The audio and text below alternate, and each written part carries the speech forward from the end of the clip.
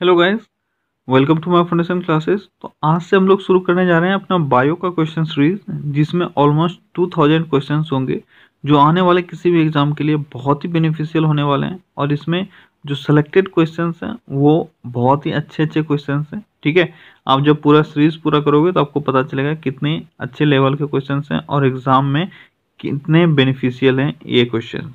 तो चलिए स्टार्ट करते हैं आज से अपना ये सेशन। तो हमारा पहला क्वेश्चन है कि हमारे दांतों पर पनपते जीवाणु कौन सा पदार्थ उत्पन्न कर दांतों में धब्बे बनाते हैं।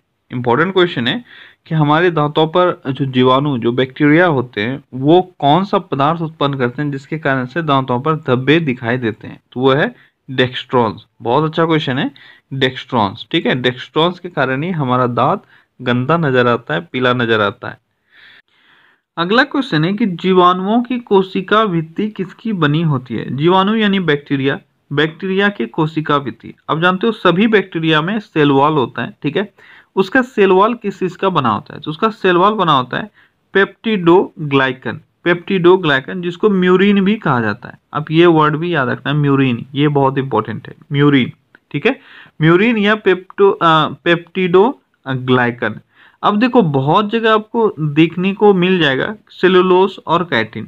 तो सेलुलोस और काइटिन से बना जाता है आपका जो प्लांट सेल होता है और फंगस होते हैं उसके सेल वॉल।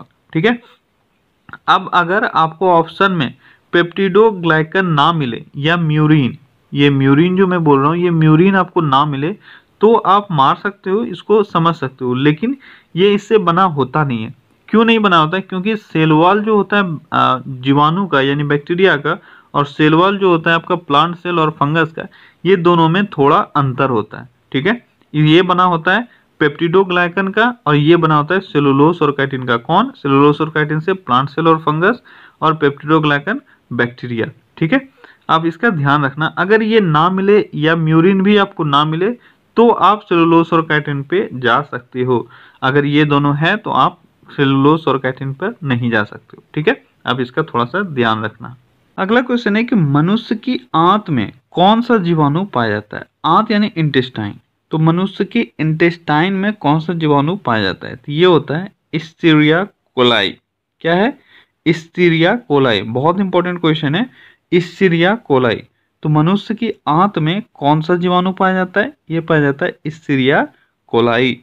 ठीक है, अगला क्वेश्चन है कि किसी माध्यम में सभी सूक्ष्म जीवों को नष्ट करना क्या कहलाता है। कोई भी मीडियम ले लो, उसमें जितने भी माइक्रो ऑर्गेनिज्म है अगर सभी को नष्ट करना हो या नष्ट कर देते हो तो इस प्रोसेस को हम लोग क्या कहते हैं? इस प्रोसेस को कहते हैं स्टरलाइजेशन।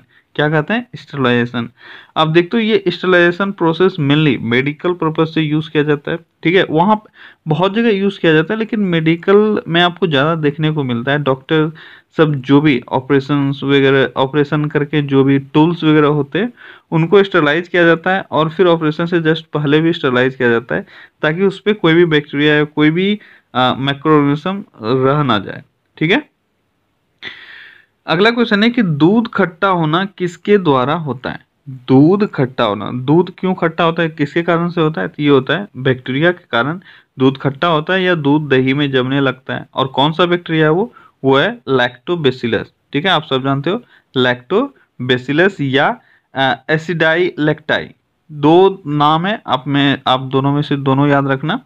दूध का दही जमना लैक्टोबैसिलस, या आपको रह सकता है एसिडाई लैक्टाई। ठीक है, इसके कारण से ये एक लैक्टिक एसिड बनाते हैं और दूध खट्टा होने लगता है। अगला क्वेश्चन है कि वे सूक्ष्म जीव जो सड़े गले पदार्थों को सरल पदार्थों में बदल देते हैं क्या कहलाते हैं? सड़े गले पदार्थों को सरल पदार्थों में बदल देते हैं, वे क्या कहलाते हैं? वे कहलाते हैं अपघटक, या हम लोग इसको डिकम्पोजर्स बोलते हैं। ठीक है, अपघटक या डिकम्पोजर्स। ये क्या करते हैं? ये सड़े गले जो भी पदार्थ होते हैं उस पर ये डिपेंडेंट रहते हैं अपने भोजन के लिए, और उन चीज़ों को किस में बदल देते हैं? ये सिंपल नॉर्मल प्रोडक्ट्स में बदल के उसके बाद फिर मिट्टी में मिला देते हैं। ठीक है, अगला क्वेश्चन है कि पोषकों का वायुमंडल में जिन कुछ सूक्ष्म जीवों की सहायता से पुनः चक्रण होता है उन्हें क्या कहते हैं? तो पोषकों का वायुमंडल में जिन कुछ सूक्ष्म जीवों से पुनः चक्रण हो जाता है उसको अभी मैंने बताया, उसको क्या कहते हैं? उसको कहते हैं अपघटक। क्या कहते हैं, अपघटक यानी डिकम्पोजर्स। अगला क्वेश्चन है कि विषाणु क्या कहे जा सकते हैं, विषाणु क्या कहे जा सकते हैं। तो आप जानते हो विषाणु क्या है, यह अकोशिकीय जीव है। विषाणु यानी वायरस, वायरस ये ना तो मल्टी सेलुलर है ना यूनिसेलुलर है, ये एसेलुलर है, यानी इसमें कोई सेल्स नहीं होता है, ठीक है, ये अकोशिकीय जीव है। अगला क्वेश्चन है कि जीव एवं निर्जीव के बीच की कड़ी को क्या कहते हैं। आप जानते हो इसको कि जीव और निर्जीव, ना तो जीव है ना निर्जीव है, वो कौन सा है, वो है वायरस, इनके बीच का कड़ी है, ठीक है। अब देखो वायरस को क्यों कहा जाता है, क्योंकि एक बार वायरस अगर पैदा हो गया इसको आप जिंदगी में कभी नष्ट नहीं कर सकते हो, ठीक है। इसको आप क्या कर सकते हो, इसको आप बढ़ने से रोक सकते हो। इसको कुछ स्पेसिफिक कंडीशन अगर ना मिले, एटमॉस्फेरिक टेम्परेचर और फिर प्रेशर, इसको अगर एक लेवल का ना मिले तो ये क्या होता है, ये एक तरह से उस वक्त डीएक्टिवेट हो जाता है, ठीक है। उसके बाद जब भी इसको मिलेगा, अगर 200 साल बाद भी इसको प्रॉपर टेम्परेचर मिल गया तो ये फिर से एक्टिवेट होना चालू हो जाएगा। तो इस कारण से आप इसको मार नहीं सकते हो, आप बस इसको डीएक्टिवेट कर सकते हो। अगला क्वेश्चन है कि विषाणुओं का अनुवांशिक पदार्थ है, विषाणु यानी वायरस, तो वायरस का अनुवांशिक पदार्थ क्या हो सकता है, ये या तो डीएनए होगा या आरएनए होगा, ठीक है। देखो दो ऑप्शन है यहाँ पे, डीएनए या आरएनए, डीएनए और आरएनए, इन दोनों में आपको कंफ्यूज नहीं होना है, ठीक है। डीएनए होगा या आरएनए होगा और नहीं होगा, दोनों एक साथ नहीं हो सकता है, ठीक है। अगला क्वेश्चन है कि जीवाश्म कैसे बनता है। तो जीवाश्म कैसे बनता है, आप जानते हो जीवाश्म यानी फोसिल्स, फोसिल्स कैसे बनता है, जब जो भी जीवित यहाँ पे परिसंपत्तियां हैं, जो भी हमारा आप बोल सकते हो वेजिटेशंस हैं, ठीक है, वो सब जब पृथ्वी के अंदर बहुत सालों तक दब जाता है और बहुत हाई प्रेशर और हाई टेम्परेचर पे वो रहते हैं, तो वो धीरे धीरे फोसिल्स में बदल जाते हैं। तो आपका क्या हो जाएगा, इसमें आंसर हो जाएगा एक, जंतु वातावरण की परिस्थितियों द्वारा नष्ट हो जाएं तब फिर मिट्टी में दब जाएं तो जीवाश्म का निर्माण होता है, ठीक है। अगला क्वेश्चन है कि हेट्रोसिस्ट, हेट्रोसिस्ट नामक रचनाएं किन में पाई जाती है। हेट्रोसिस्ट बहुत ही इंपॉर्टेंट क्वेश्चन है, हेट्रोसिस्ट, हेट्रोसिस्ट किस में पाया जाता है। तो हेट्रोसिस्ट नामक स्ट्रक्चर पाया जाता है साइनोबैक्टीरिया में। किस में पाया जाता है, साइनोबैक्टीरिया या साइनो जीवाणु। अब देखो ये साइनोबैक्टीरिया, आप जानते हो साइनोबैक्टीरिया वो बैक्टीरिया है जो ऑक्सीजन का निर्माण करते हैं, ठीक है। और कुछ ऐसे भी बैक्टीरिया साइनोबैक्टीरिया होते हैं जो नाइट्रोजन फिक्सेशन करते हैं, जैसे आपका एनाबिना नोस्टॉक, ठीक है। ऐसे बैक्टीरिया नाइट्रोजन फिक्सेशन का काम करते हैं और इन्हीं एनाबिना नोस्टॉक, इनका जो एक स्पेशल स्ट्रक्चर होता है उसको हम लोग कहते हैं हेट्रोसिस्ट। क्या कहते हैं, हेट्रोसिस्ट। तो किस में पाया जाता है ये पाया जाता है साइनोबैक्टीरिया में। अगला क्वेश्चन है कि लैटिन में वायरस का अर्थ क्या होता है। वायरस अभी हम लोगों ने देखा ये जीव और अजीव के बीच का कड़ी है वायरस, लेकिन लैटिन भाषा में इसका जो वास्तविक मीनिंग है वो क्या होता है। तो लैटिन भाषा में इसका वास्तविक मीनिंग होता है विष, वायरस विष, ठीक है, और वो काम भी वैसेला ही करता है। अगला क्वेश्चन है जीवाणु कोशिका में सूत्रकणिका की संख्या है, जीवाणु कोशिका में सूत्रकणिका यानी क्रोमोसोम की संख्या कितनी होती है। तो जीवाणु कोशिका में क्रोमोसोम की संख्या कितनी होती है, ये होती है 0, उसमें कोई क्रोमोसोम नहीं होता है, वो यूनिसेलुलर है और एक ही सेल भी उसमें होता है। और सूत्रकणिका या क्रोमोसोम का अगर बात करें तो उसमें कोई क्रोमोसोम नहीं होता है।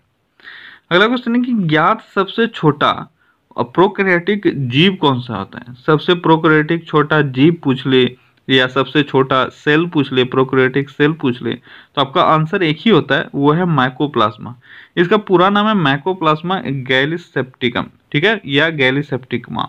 तो जो भी आपको दे आपको माइकोप्लाज्मा याद रखना है, ठीक है, माइकोप्लाज्मा यह है सबसे छोटा प्रोकैरियोटिक जीव या सेल।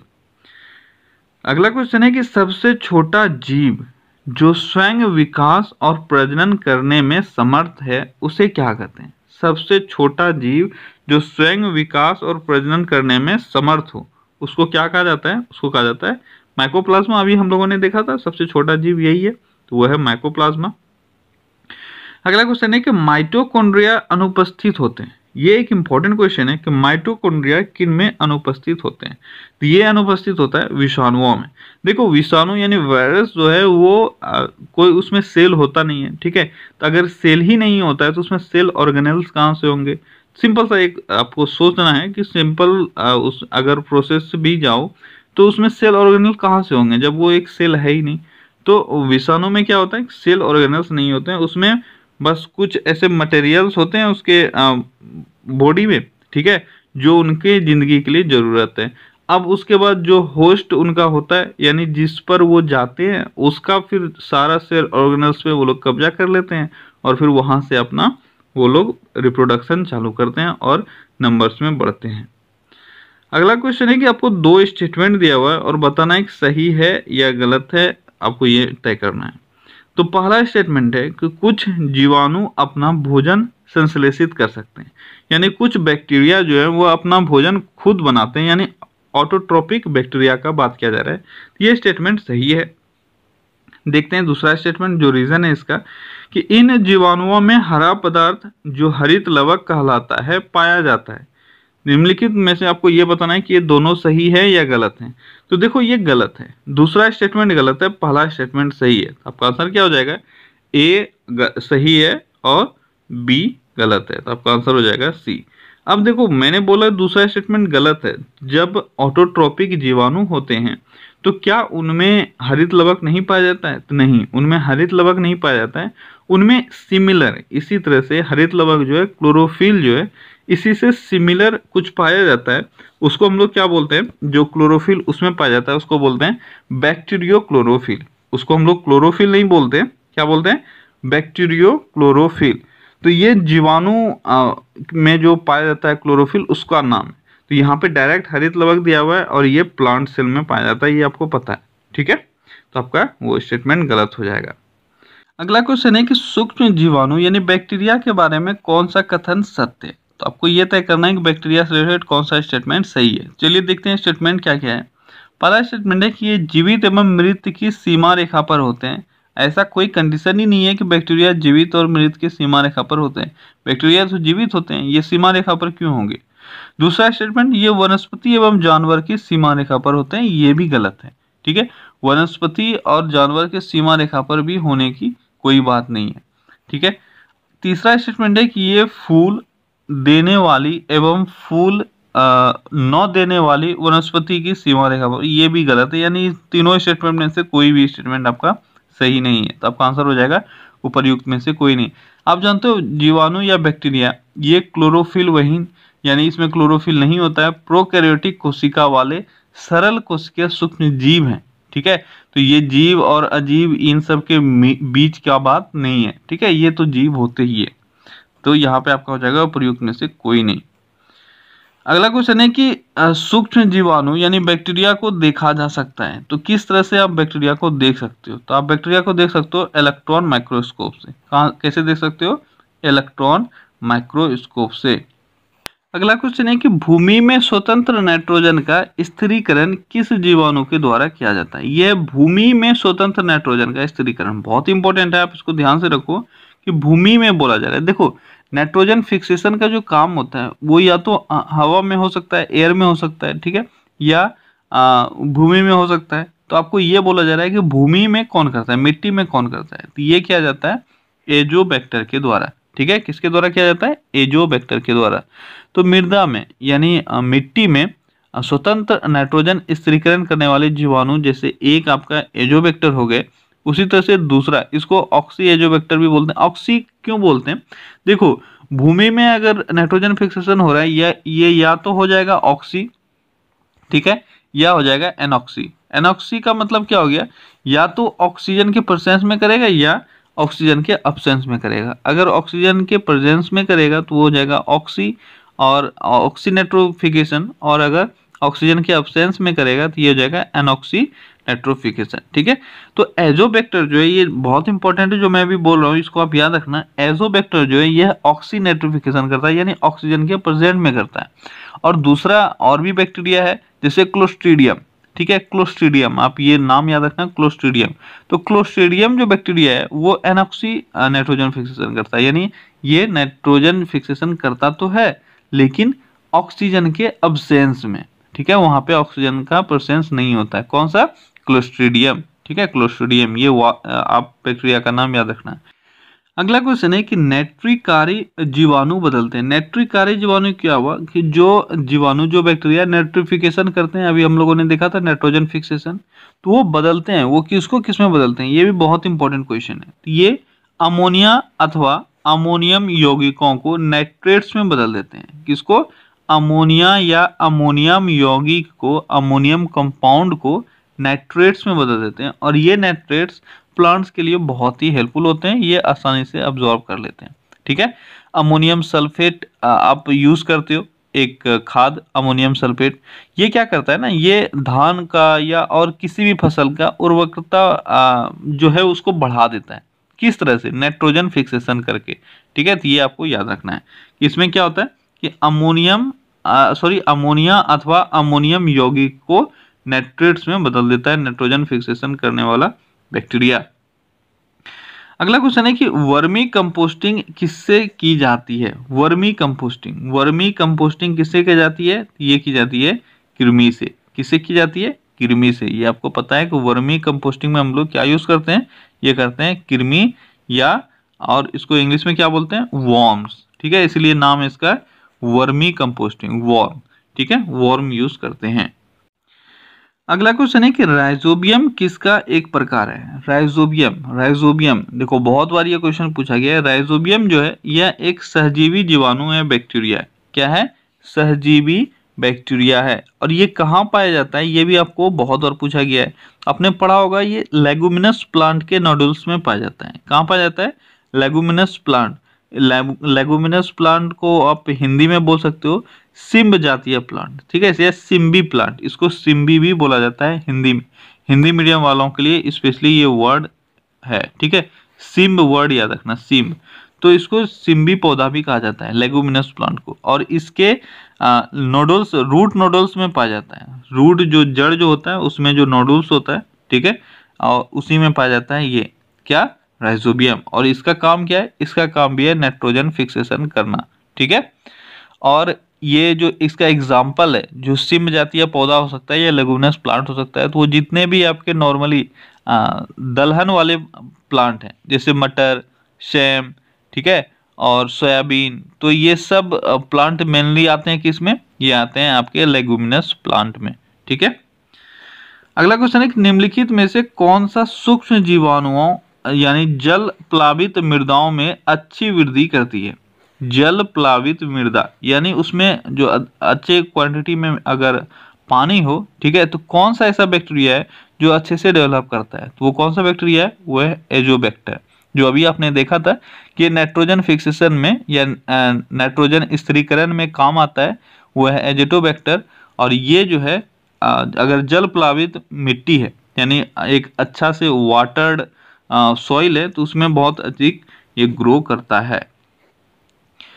अगला क्वेश्चन है कि सूक्ष्म जीव जो 5 डिग्री सेल्सियस से कम तापक्रम पर वृद्धि करते हैं वे क्या कहलाते हैं? बहुत ही बढ़िया क्वेश्चन है कि 5 डिग्री सेल्सियस से, ठीक है, 5 डिग्री सेल्सियस से कम तापमान पर जो वृद्धि करते हैं जो सूक्ष्म जीव, वो क्या कहलाते हैं? वो क्या कहलाते हैं? वो कहलाते हैं सैक्रोफिल्स, ठीक है। क्या कहलाते हैं? सैक्रोफिल्स। तो देखो यहाँ 3 नाम आपको दिख रहा है, यही 3 कैटेगरी होता है, ठीक है। एक देखो थर्मोफिल्स, पहला आपका सबसे पहले देखो मीजोफिल्स होता है। क्या होता है? मीजोफिल्स, ये नंबर 1 पे है, और ये नॉर्मल ग्रोथ करता है, ठीक है, नॉर्मल टेम्परेचर जो आपके 20 डिग्री सेल्सियस से लेकर 45 डिग्री सेल्सियस के बीच में ग्रो करता है, वो उसको कहते हैं मीजोफिल्स। क्या कहते हैं? मीजोफिल्स, 20 डिग्री सेल्सियस से 45 डिग्री सेल्सियस तक। आप इसको नोट डाउन कर लो, ठीक है। तो पहला आपका हो गया मीजोफिल्स, जो 20 डिग्री सेल्सियस से लेकर 45 डिग्री सेल्सियस तक ग्रो करते हैं, ठीक है। दूसरा इसमें आपका आया थर्मोफिल्स। क्या आया? थर्मोफिल्स। थर्मोफिल्स ये क्या होता है? ये हाई टेम्परेचर पे ग्रो करते हैं, 41 डिग्री सेल्सियस से लेकर 122 डिग्री सेल्सियस तक इनको चल सकता है, ठीक है, 41 से लेकर 122 डिग्री, ये होता है थर्मोफिल्स। अच्छा, थर्मो वर्ड से ही मतलब आपको गर्मी से लग रहा है, ठीक है, जहाँ पे टेम्परेचर अधिक हो। तो थर्मोफिल्स हो गया 41 डिग्री सेल्सियस से लेकर 122 डिग्री सेल्सियस, और जो बहुत कम तापमान पर ग्रो कर सकते हैं। जैसे आपका हो गया सैक्रोफिल्स, ये -20 डिग्री सेल्सियस से लेकर 10 डिग्री सेल्सियस तक ग्रो करते हैं, यानी ये बहुत कम टेम्परेचर पे ग्रो कर सकते हैं, जिसको कहते हैं सैक्रोफिल्स। तो तीन है सूक्ष्मजीव के ग्रोइंग के टेम्परेचर पे डिपेंडेंट एक डिवीजन, जो है मीजोफिल्स, थर्मोफिल्स और सैक्रोफिल्स। मीजोफिल्स नॉर्मल टेम्परेचर पे जो ग्रो करते हैं, थर्मोफिल्स बहुत अधिक टेम्परेचर पे, और सैक्रोफिल्स जो बहुत कम टेम्परेचर पे ग्रो कर सकते हैं। ठीक है, अगला क्वेश्चन है कि दूध का दही जमना डैश की क्रिया के कारण होता है। दूध से दही जमता है कि किसकी क्रिया के कारण होता है? तो ये होता है जीवाणु के कारण, यानी बैक्टीरिया के कारण। और वो कौन सा बैक्टीरिया है? वो है लैक्टोबैसिलस, ये आप जानते हो। अगला क्वेश्चन है कि पनीर या चीज बनाने के लिए किस किण्वन का प्रयोग करते हैं? तो पनीर बनाने के लिए बहुत इंपॉर्टेंट क्वेश्चन है कि पनीर बनाने के लिए किस किण्वन से यहाँ पे तात्पर्य है एंजाइम से। ठीक है, किस एंजाइम का प्रयोग करते हैं? तो हम लोग करते हैं रेनिन का यूज। किसका यूज करते हैं? रेनिन का। अब यहाँ पे देखो दूसरा भी ऑप्शन आपको रह सकता है, वो है रेनेट। क्या ऑप्शन रह सकता है? वो है रेनेट, RENNET। ठीक है, ये रेनेट वर्ड आप याद रखना। एक्चुअली में ये जो रेनिन होता है ना, ये पाया जाता है जो चीज बनाने के लिए यूज किया जाता है, वो जनरली आपको बहुत अधिक मात्रा में पाया जाता है जो बछड़ा वगैरह होता है, न्यू काफ। ठीक है, जो बछड़ा होता है, क्योंकि ये जो रेनिन काम आता है उनको, वो दूध को पचाने में काम आता है। ठीक है, डायरेक्ट क्वेश्चन आपसे ये पूछा जाता है कि दूध को पचाने के लिए किस एंजाइम का प्रयोग करते हैं, तो वो करते हैं रेनिन का। तो बछड़ा में बहुत अधिक मात्रा में रेनिन होता है, तो पहले जमाने में क्या किया जाता था, उनके पेट को साफ करके निकाला जाता था ये रेनिन। लेकिन अभी जो कॉमर्शियल पर्पज से जो रेनिन के बदले में यूज होता है, वो है रेनेट। क्या है?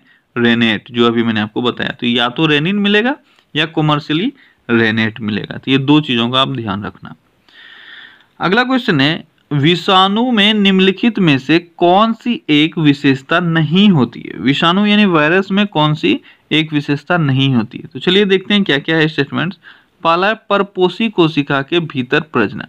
परपोषी कोशिका के भीतर प्रजनन, ये परपोषी कोशिका यानी जो भी उसके होस्ट है, ठीक है, होस्ट सेल है, यानी जिसमें वो घुस चुके हुए हैं, जिस सेल में, जिस ऑर्गेनिज्म के सेल में, तो उसके भीतर वो प्रजनन करते हैं। तो ये बिल्कुल सही है। ठीक है, तो ये स्टेटमेंट आपका सही है। दूसरा, कोशिका भित्ति की मौजूदगी। अब सेल वाल का मौजूदगी, अब वायरस में सेल वाल नहीं होता है। वायरस कोई एक लिविंग सेल है नहीं जो उसमें सेल वाल होगा, प्लांट भी नहीं है जो सेल वाल होगा। इसके कारण से क्या हो गया? कोशिका भित्ति नहीं होता है। कोशिका भित्ति यानी सेल वाल आप जानते हो किसमें होता है?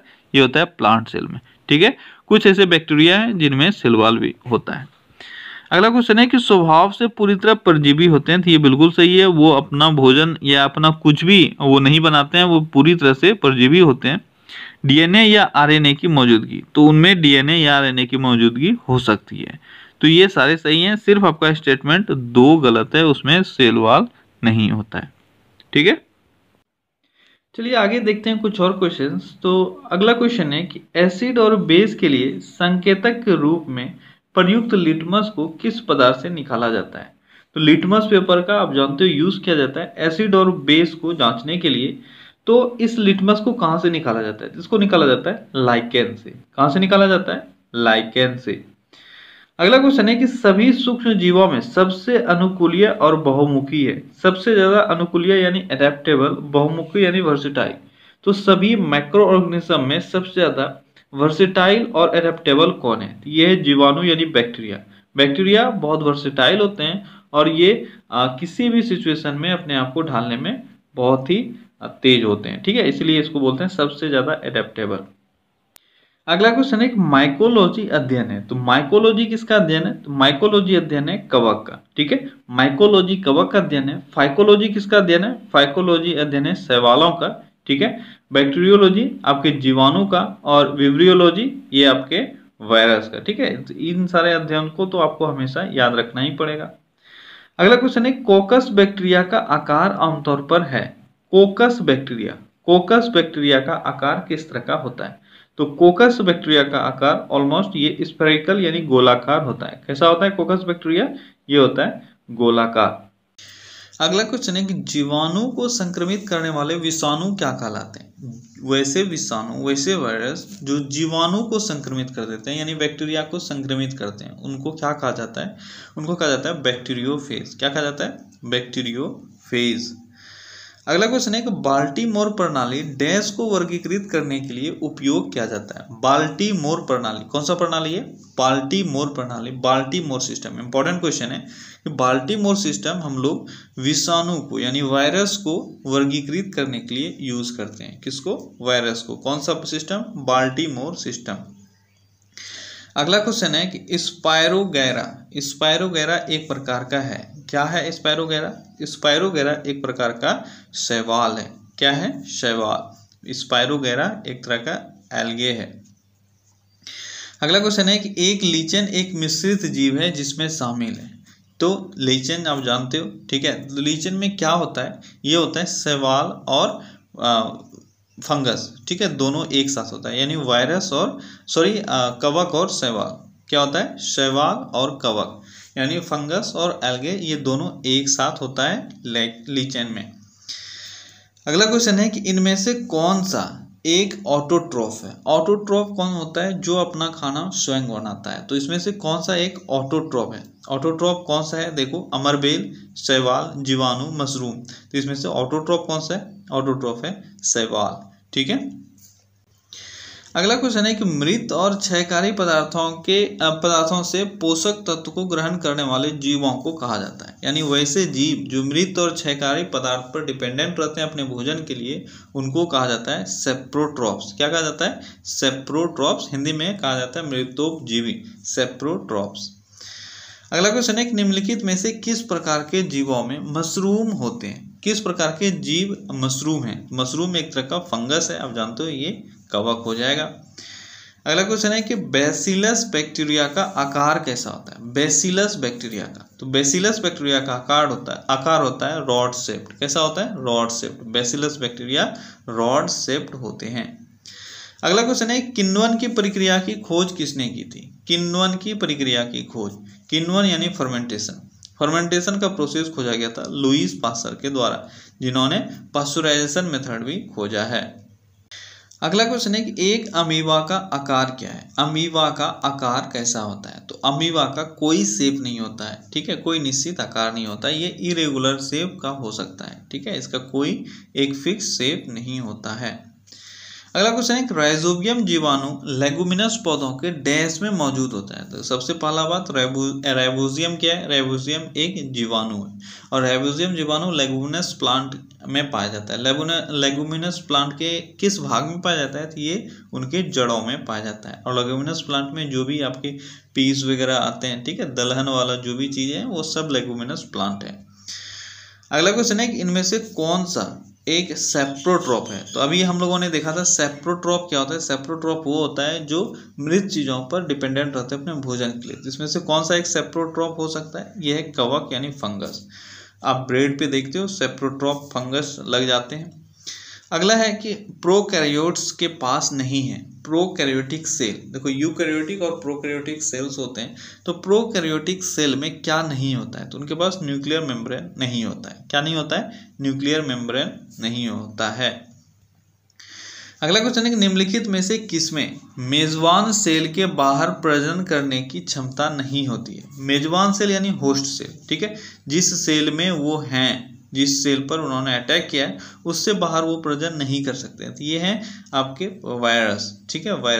वायरस का एक प्रॉपर्टी है कि वो जब तक किसी सेल को, इन्फेक्टेड सेल में ना हो, तब तक वो डेवलप नहीं कर सकते। वो अगर आप कहीं पे उसे खुले आसमान में रख दोगे तो वो डेवलप नहीं करेंगे। उनको एक होस्ट सेल चाहिए, उससे फिर वो एनर्जी लेकर अपना रिप्रोडक्शन चालू करता है और फर्दर वो लोग नंबर में मल्टीप्लाई होते जाते हैं।